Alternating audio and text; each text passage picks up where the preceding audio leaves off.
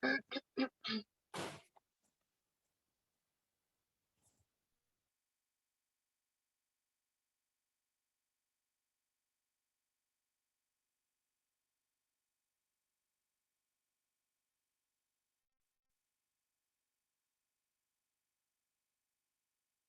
morning, everyone. Let us begin our session for today. So, everybody, just come up on your mat, sit comfortably. Wherever you are, it's okay. If you're on a chair, that's also okay. Just sit up straight. Make sure that your back and neck is straight. And then you can gently close your eyes. If you're wearing specs, you can remove those. And gently just get comfortable, gently close the eyes and start observing your breath.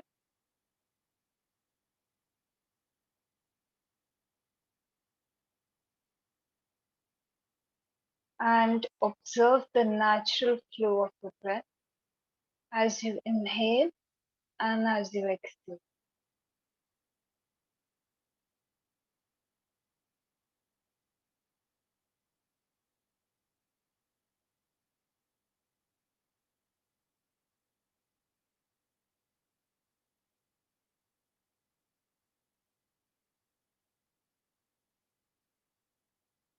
And check your posture.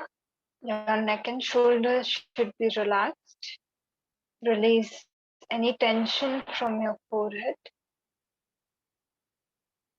Overall, your body should be relaxed.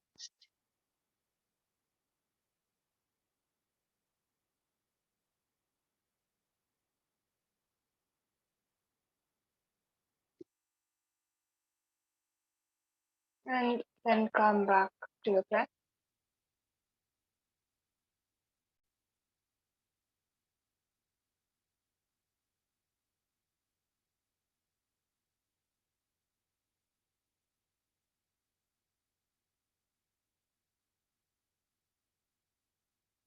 And when you feel ready, you can begin to elongate your breath. Try that when you do so, there is no effort. Your breath is breathed naturally.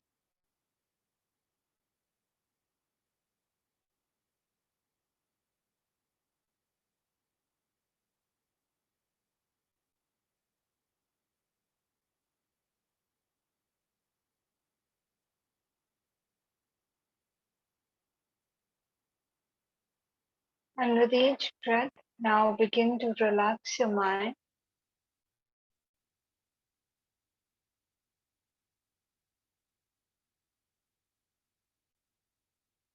Disconnect from all the thoughts and keep the mind focused on the breath.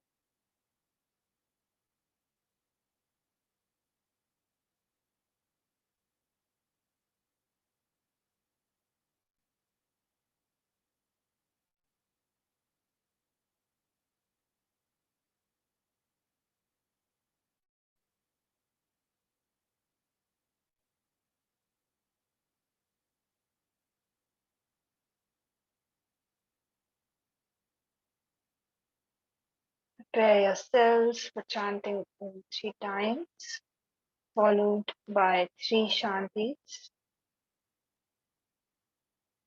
Exhale completely and then inhale for Om.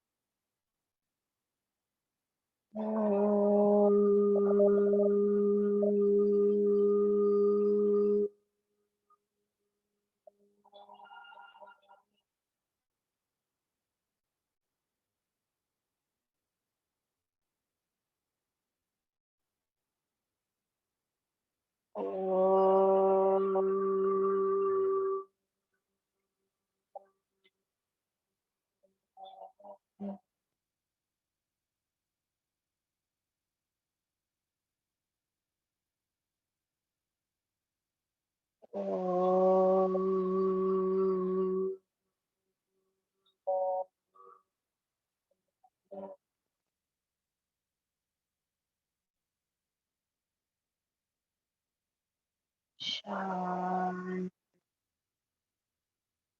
Shanti. Shanti.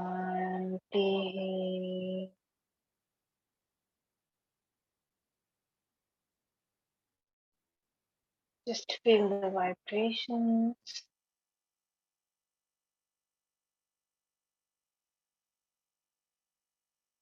Join both your palms together in front of the chest and rub them together.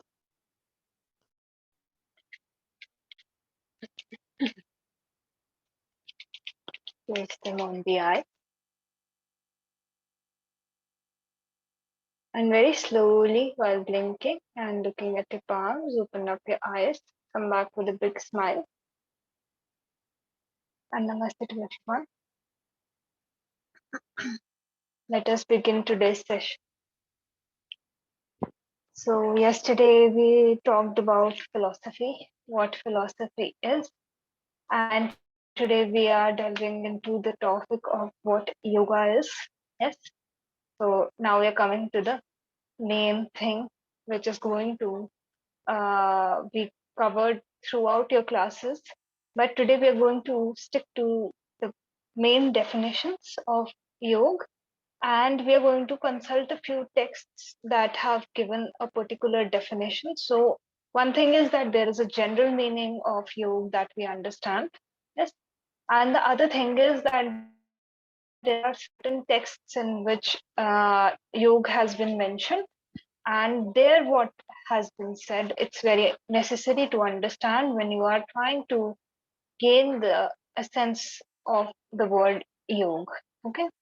So let me begin with normal, like I just want to ask everyone who is present over here. So what do you understand by the word yoga? Like for you guys, if like any of you have a response, you can just unmute yourselves and like tell me, what do you understand when you hear this term?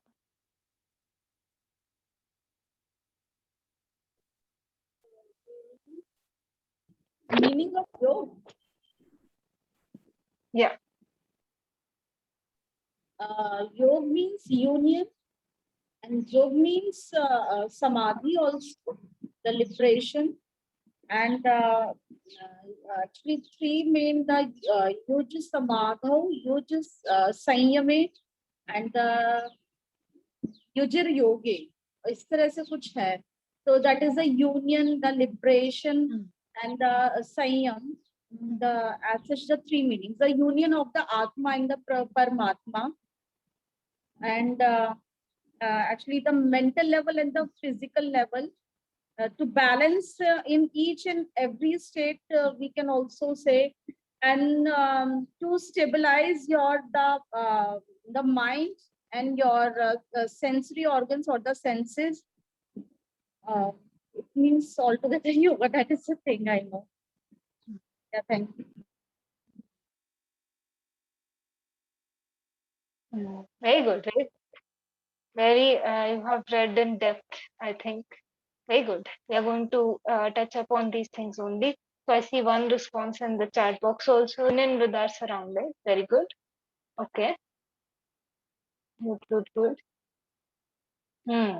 Okay. So let me begin with the basic root word, like from which yoga has been derived. So the word yoga has been derived from the Sanskrit root word yuj. Okay, I will write everything down in the chat box. It's yuj, yuj. This is the root word, and the root word means union or to yoke, to join.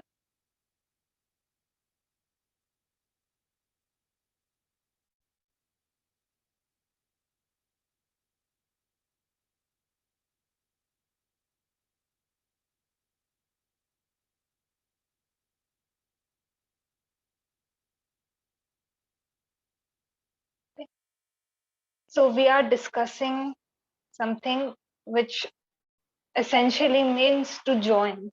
So whenever we join something, there are always two things involved. Okay. Yeah. So one thing and the other thing, and then both of them, when they come together, there is a union, then both of them join. So from the meaning of the root word itself, you can understand that there are two things that are involved over here. Okay. So it can be more than two also, like modern definitions of yoga. If you see, they are described like yoga is described as a process where your mind, body, and soul is aligned, or there is a sync between all of these three things.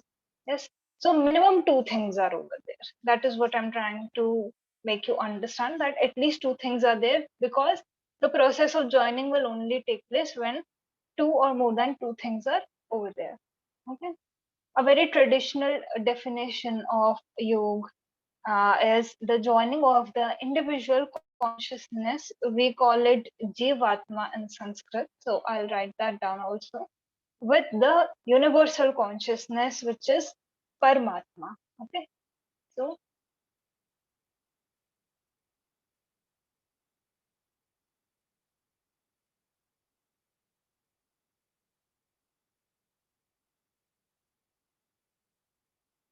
individual consciousness is Jivatma, Jivatman.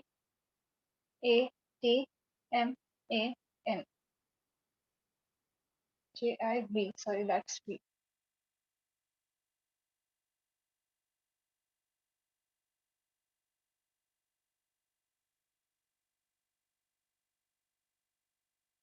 With the universal consciousness,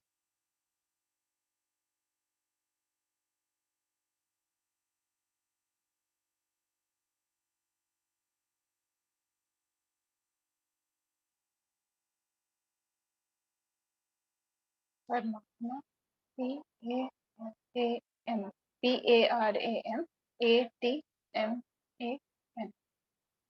Okay.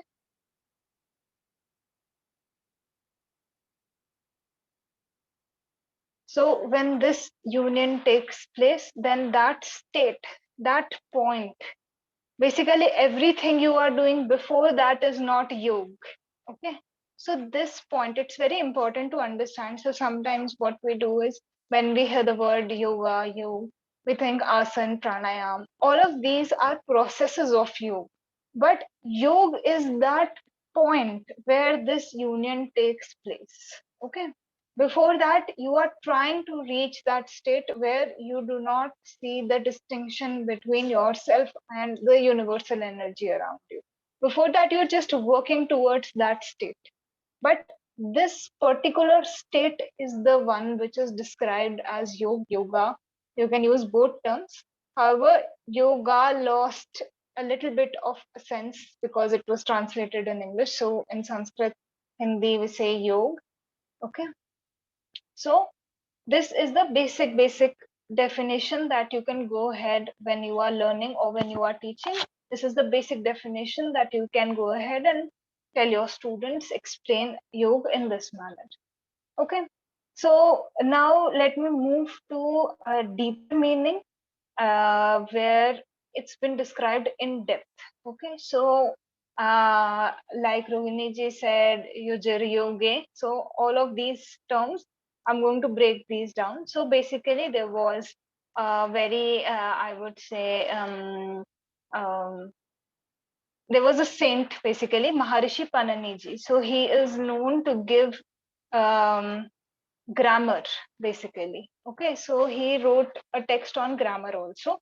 So in that text, he described yoga, and he said that I will use three terms to cover the holistic meaning of what yoga means. Okay, so one term is not enough. There are different stages, and these, all of them, somewhere signify the essence of the word you. Okay, so I will first write down the name for you of um, um, Maharishi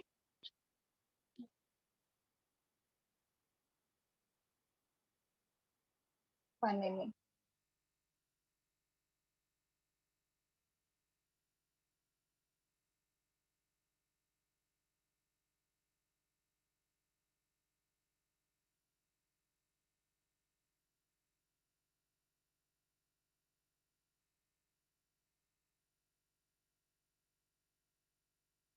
Okay, Panini is P-A-N-I-N-I.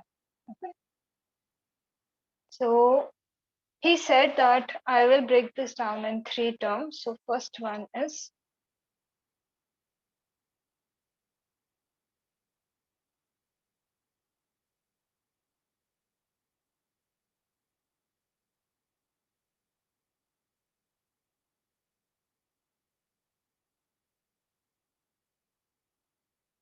Sayamya.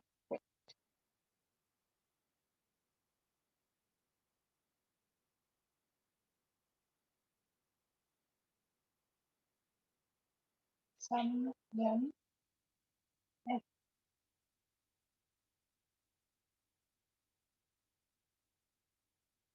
Just spelling.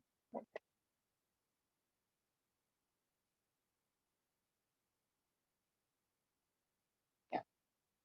So this term means constraint.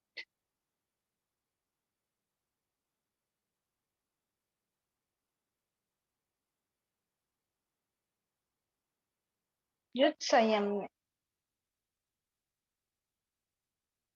Let me just spell this out. Samyamyamane.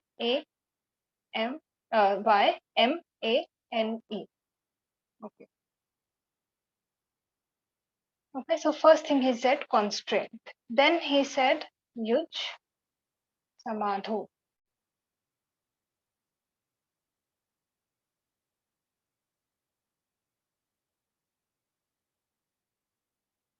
This means samadhi. I will explain each and every one of them properly. Okay.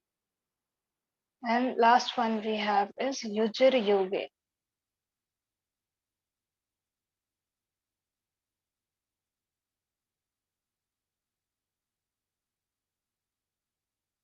Union.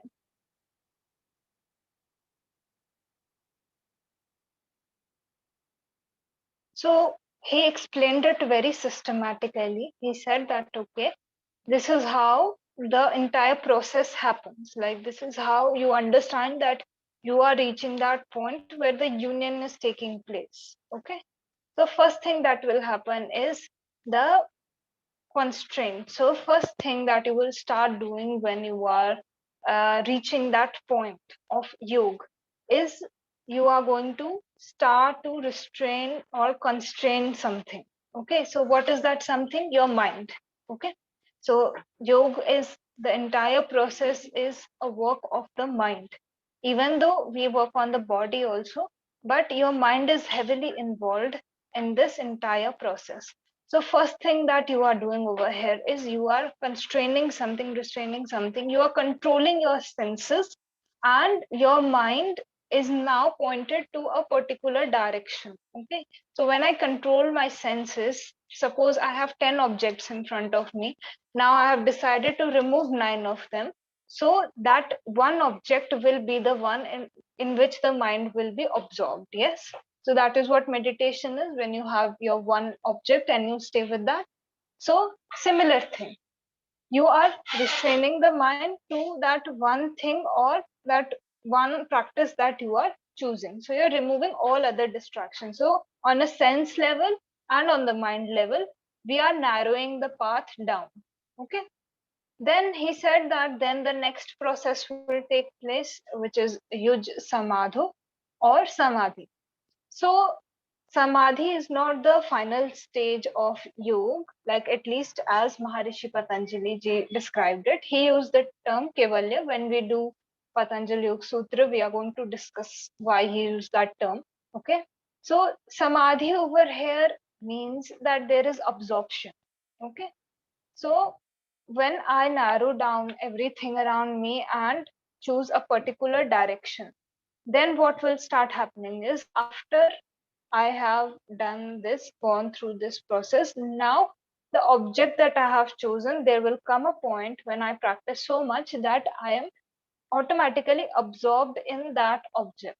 Okay. So I will have no sense of who I am, where I am. It's just the object which will matter to me. Okay. Then, so we have reached level 2. Okay. Then the level 3 will take place. Okay. which is generally understood as yoga by all of us. In the beginning of the class also we discussed, that is when the union will happen. Okay, so when you are absorbed for a long period of time in the object, then the next level, which is the union, where you are not different from your source, I can say. Using the word source means the universal energy. I am not different from the source that I am a part of. Okay, and it is a very natural process, very natural transition that takes place. So there is no effort that is required over here. It is an effortless thing. And it basically, it's a point where your identity is dissolved in the universal identity. Okay, so like rain is falling, so rain, like the clouds from which the rain is falling, it is also a different form of water. It changed, it evaporated, formed the clouds, all that process took place, and when it rains again, it goes and meets with the ocean or the river. So when the drop falls down and it enters the ocean, then the drop individually you will not recognize it. Now it has dissolved in the ocean, so it is one with the ocean. Individually also it had the same quality as the water of the ocean or the river, yes, but once it comes down and comes in contact with its source, then there is no distinction. There is complete dissolution. So the third stage, which he said, the third meaning of yoga, as you can understand it, is where this dissolution takes place. Okay. So he described it in this form, that this entire process is yoga. Okay. Any doubts so far from anyone? Anything you did not understand? Okay. So I'm No, assuming ma'am. everybody Not from has my side. understood. Yes. Okay, great. Yeah. So I think everybody is understanding what I'm talking about. Okay. So I'm going to take this as a good sign and move ahead. Okay. So next thing that we are going to discuss is, now we know the general meaning. Somebody who does not believe in God, you know, you can also explain it to them as mind, body, soul union. Yes. Okay. So basically, consistency at all three levels that comes is the point where there is yoga. So for a normal common person, you can take that definition. For a deeper understanding, we have discussed other meanings also. Now let's come to a little more deeper understanding of what yoga is. Okay. So there are different texts that are generally consulted when you are going in the study of yoga. Okay. So we'll be covering those in the future class also once again. So first text that we generally talk of, we are uh, discussing on the topic of yoga is your Patanjal Yoga Sutra. I will write this down. And second text is Bhagavad Gita. Okay, apart from the Veds and Upanishads, where you will find a lot of definitions of yoga, these are the two major texts which a student of yoga generally studies, and these are very short. Okay, so the Upanishads, there's so many Upanishads out there, so it's a lot. But Bhagavad Gita and Patanjali Yoga Sutra are very short texts. So the definitions given in these we are going to discuss now. So let me first write down the name for you.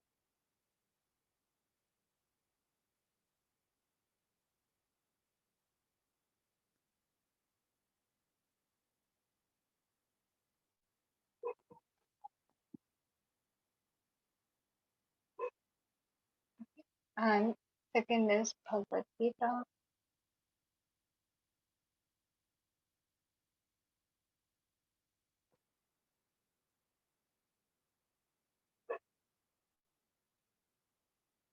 So for students who will watch this later, they won't be able to see the chart. So let me spell this out. Patanjali Yoga Sutra is, the spelling is Patanjal, Yoga, Yoga, and Sutra, Sutra.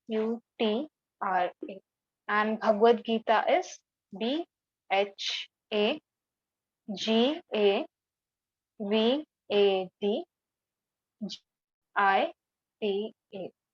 Okay. So let me come to the first definition, which you will hear of a lot once you step into the field of yoga.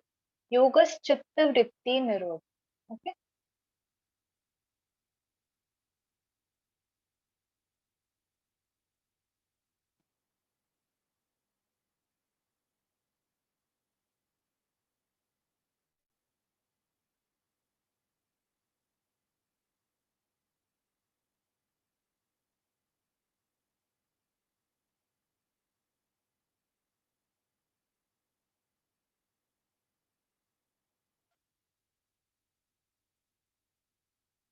You can write this down.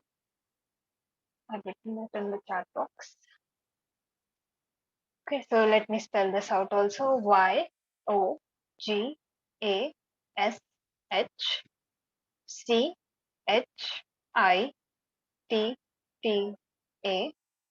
Then vritti, VRITTI, and nirodh is NIRODHA.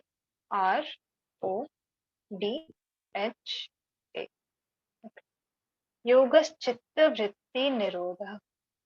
And in this, he has written this definition of yoga in the first chapter, second sutra. So 1.2 stands for the first chapter and second sutra. Okay. So when we will have a separate class on Patanjali Yoga Sutra, but just because I have mentioned the number, he had written this entire text and divided it into 4 chapters. Okay, so this is a suit you will find in the first chapter. Okay, so before starting the text, before starting the giving the knowledge of what yoga is, he said that okay, if you are coming over here, if you are taking up the technique that I am giving you, the multiple techniques that he has given, so he said that it is very important that the aspirant in the beginning only understands what is the process that he is going into and what is the final aim. So you should always be aware why you are doing something. You have an aim set. Okay. So he said yoga's chitta vritti nirodha, which directly translates to the cessation of the mental modifications.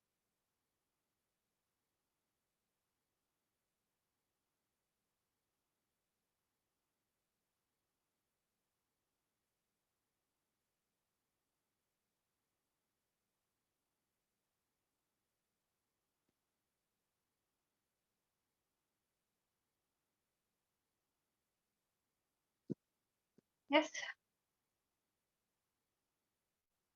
So the sutra means the cessation of the mental modifications is yoga. Okay. So let me go ahead and explain each and every term because this is a very important sutra. Okay. Okay. So yoga's first term, we are trying to describe what yoga is. Okay. So yoga is the state where the vrittis in the chit cease to exist. So the modifications in the mind, not exactly mind, but for the sake of simplicity, I can say that mind now cease to exist. Okay, so right now, when we go to sleep, when we wake up, throughout the day, there are a lot of thoughts that come up in your mind. Okay, and these thoughts generally do not, I would say, they are molded by your own perception of how you see the world. Okay, so suppose I'm seeing the table, but because I have a particular view, okay, of seeing something, so I will not see it as it is. So when I look at the table in front of me, I will say brown table. Okay, so there is some modification that is always being added when I perceive something in my life. I'm never able to see the thing as it is. Okay, so let me take an example. If I get 10 people in a room, and ask one of them to stand in the center, then all the other 9 people would have a different perception of the person who is standing in the middle. Yes, because all of us have a way of looking at something or someone. Same thing, very simple example. If I make you, if I place an object in the middle and I place you in different sides of the room, you will only be able to see one side of, right? You won't be able to see. If I'm standing on the right side, I won't be able to see what is there in the left side. Yes, maybe the design on the left side of that same object is different, but because I'm standing on the right side, I'm not able to see that design. Okay, so right now what is happening is same thing is happening. When we look at something, there is some modification that we put in, or at least I can say we are perceiving the, we're not able to see the entire picture. We are only able to see a particular side of whatever is going on, whatever is happening in our life.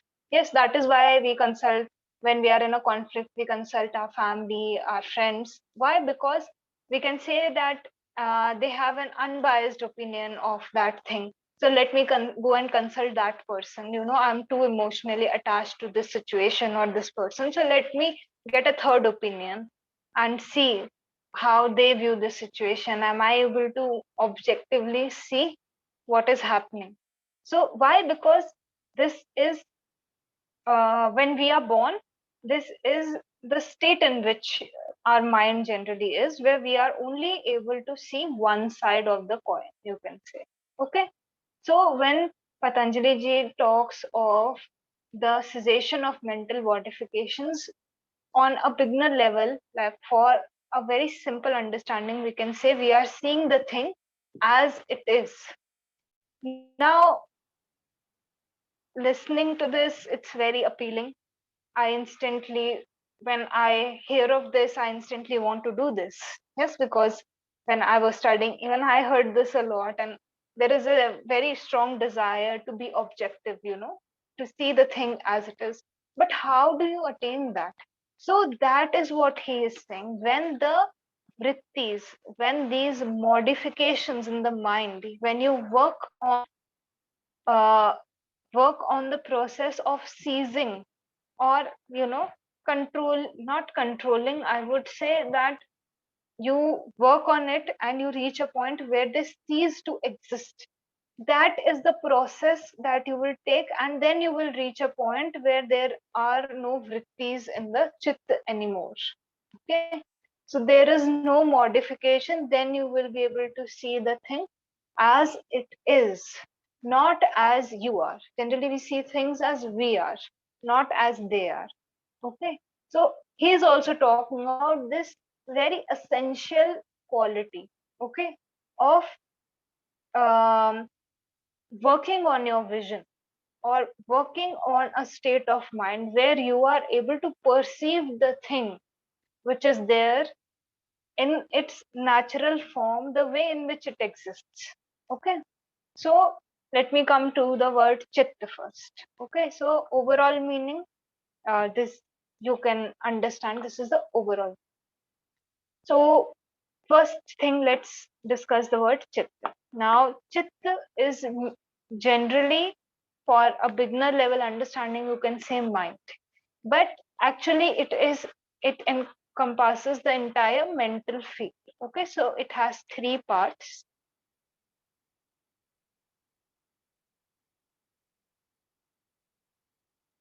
Chitta has three parts. One is, we call it manas or mind.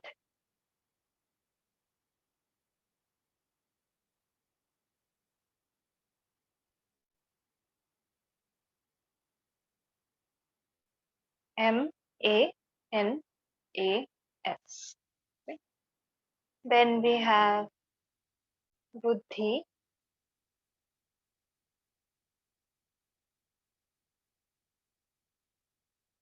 or intellect.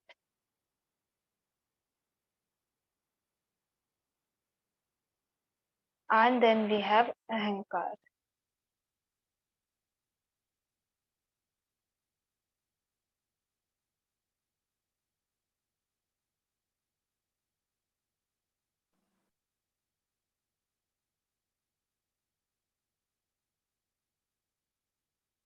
Buddhi is Buddhi, and Ahankar is Ahamkara. So the I sense, the ego, you can say, the part of your mental field which tells you that this is happening to me, this is me, I, that is the Ahankar. Okay.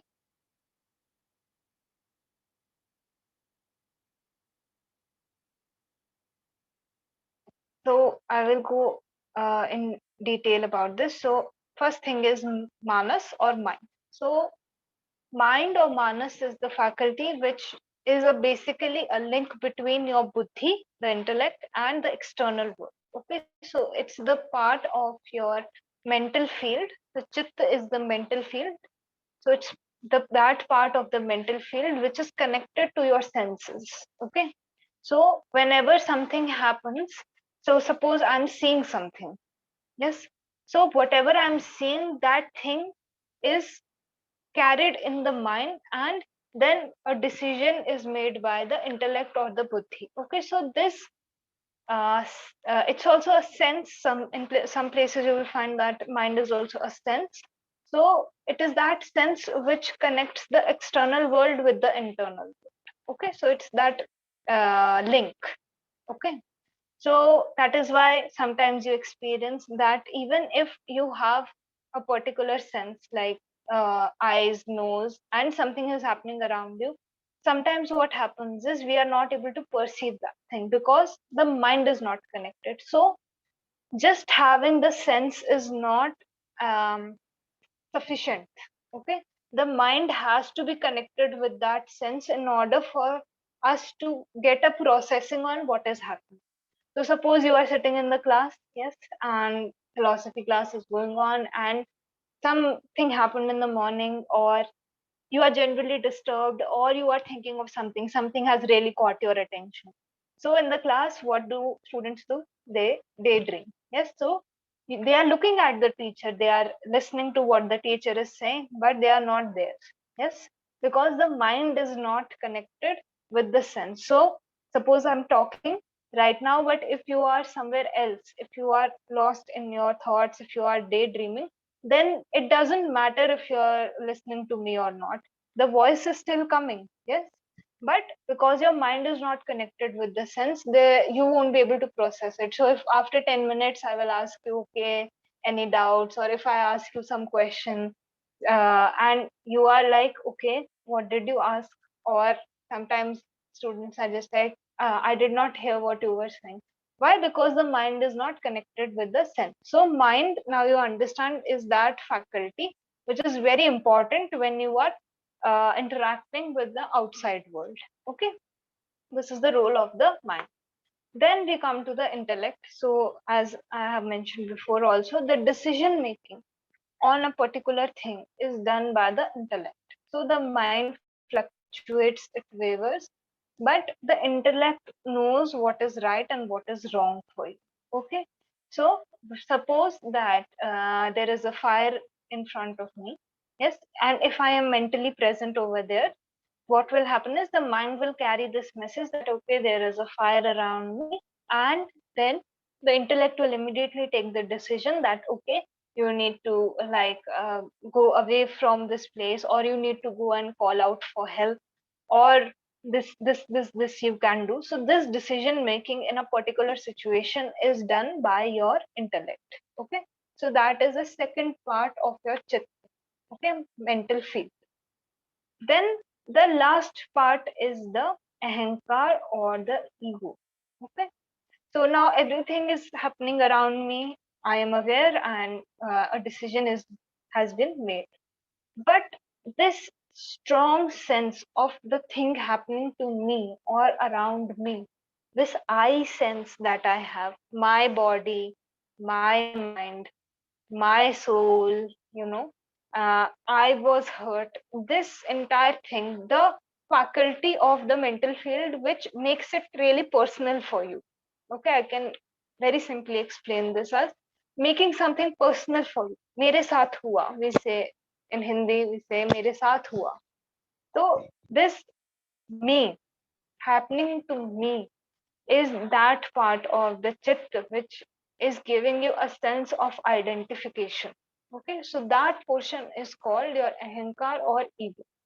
Okay, so this is the entire concept of chit in a very brief sense, I would say. These are the different parts, and this is how the entire processing also takes place. So if you're in a situation, you are there is a decision that is made, and then the connection of it happening to you. So you never, like, so in our day-to-day life, we are not even aware that all three of them are happening differently. It's so automatic for us. It is so quick. Basically, the functioning is so quick that all three of them take place together. You cannot divide them, separate them from each other.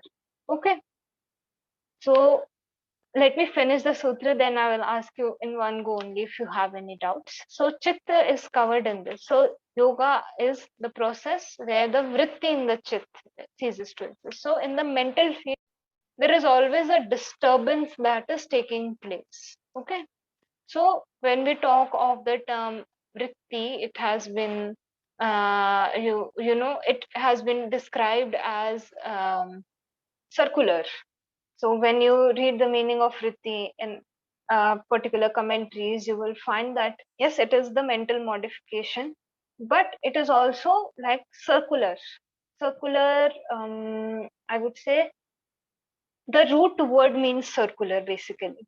So whenever, so let me give you an example. Whenever a thought goes in your mind, like goes on in your mind, basically you're thinking of something, so you will see that there is a circular loop that is formed of that thought. That is what we generally say also, you're in a negative thought pattern. Yes. So you can also understand vritti in this very general way, that whenever a thought comes in your mind, there is a loop that is formed of all of those thoughts. So you can say that loop is vritti. What actually happens is whenever you perceive something, the mental field is over there, yes, but there is an impression that is being formed in the mental field. Okay, so that impression that is being formed in the mental field is the vritti, and vritti is like causing a fluctuation basically in the chip. So basically, when I am perceiving something, because I'm not seeing it as it is, because my chip is not stable, when the vritti comes in, there is some movement, like throwing stone in the water. So when you throw the stone in the water, there is a deep impression where the stone goes in, and then you see that there is circular circles around it. Yes, there is circular motion of water going around where the stone hit the river. So something similar happens whenever you perceive something outside of you. Okay, and this causes a disturbance in the chip. And uh, in fact, anything and everything you perceive in life, it has been said to this level that everything that we perceive in life, generally it's a vritti, it's a modification only. We are not generally able to see the thing as it is. And vritti has a very strong impact on the chitta, okay? Because the chitta is, I would say, has a very, is very sensitive. Okay, so it will move very easily. So whenever you perceive something from outside, even the movement of breath causes a movement in the chip. Okay, this we will discuss more in pranayam class. But for your understanding, for basic level understanding, when your breath moves, that is also when the chit, there is a movement in your chit. Okay, so small things will cause that movement, and because of this movement we are not actually able to see the clear picture. So let me give you an example. uh, when you go sit by the river, yes, then sometimes what happens is it's full moon out there, so the moon reflects on that water. Okay, but because the river is flowing and there is so much movement in the water, are you able to see the moon as it is? No, the moon is stable over there, it is proper, it is stable, it is giving you that light. But once the reflection falls on the river, because the river is moving, the moon also seems to move. Okay, So this is exactly what has happened actually. What is going on when there is a vritti that is being formed? The actual picture you are never able to perceive. There is always a distorted image of everything around you. Okay. So yoga, chitta, vritti, and then nirodh. Nirodh is a very important word. Okay. So generally, when we listen to this word nirodh, yes, so we think stop, control. Okay, this thing comes up, but it's actually a very natural process that happens. So in Hindi, I would say rukna and ruk jana. Okay, so Indian students who are over here, they will be able to easily understand. One is rokna, and then the other one is ruk jana. So one is I'm trying to control and stop, and the other is it is naturally stopping. Okay, so when you reach that point of yoga, the union, it automatically stops. Okay, you do not have to force this process. This process can never be forced. It stops automatically. The vrittis cease to exist automatically. So when he said yoga chitta vritti nirodh, he described a state where the vrittis naturally cease to exist and there is stability in the chitta. Okay. Any doubts in this?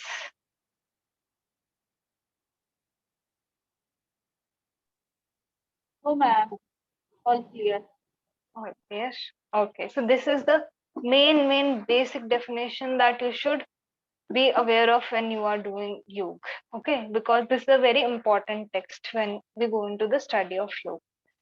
Next one that we have, let me see if I have time. I have a little bit of time. So let me at least begin with the next definition. So next one that we have is from Bhagavad Gita. Yes, again a very important text. We will have a separate class on this also. So in this, yoga has been described as a state of balance. So Krishna ji in the second chapter itself tells Arjun, these are the two characters of the book. Yes.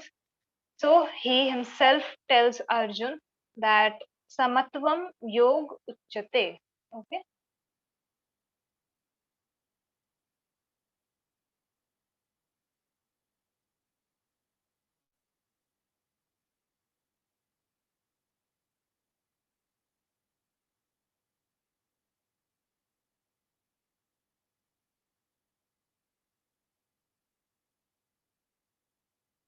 The second chapter, 48th shlok.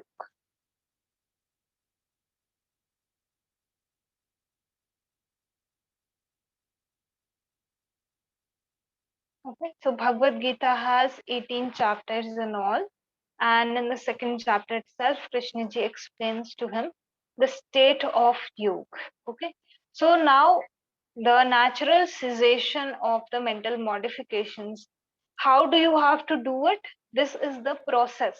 Okay. So this is, I would say, this is a guideline for you to reach that natural stage. So he said two things. We will discuss both of them. Out of which first one was samatvam yoguchyate, or balance is yoga. Okay?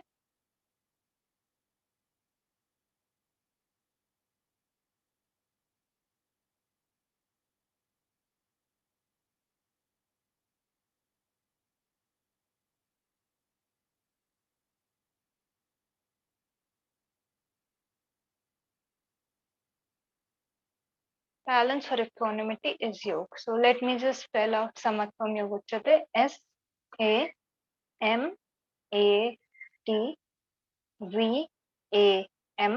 yog, YOGA, and uchyate, UCHYATE. Okay. So to reach a state where there are no vrittis, you will start the practice with this. Okay. Where you are maintaining balance.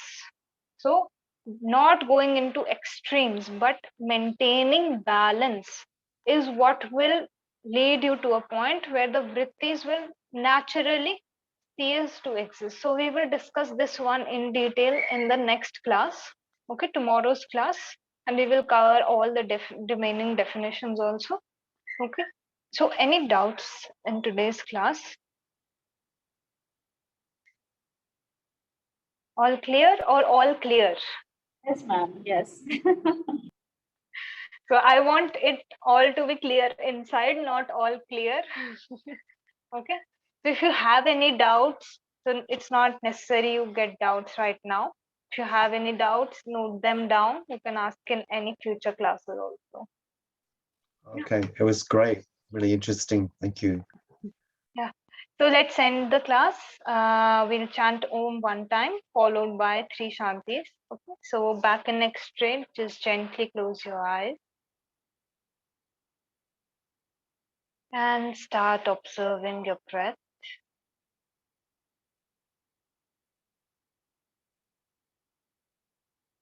Allow your mind to absorb this information.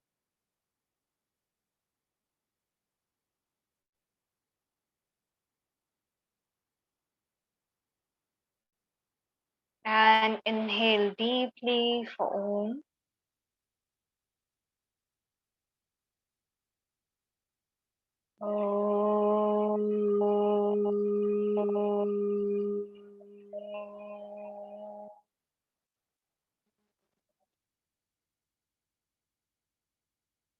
Shanti, Shanti, Shanti.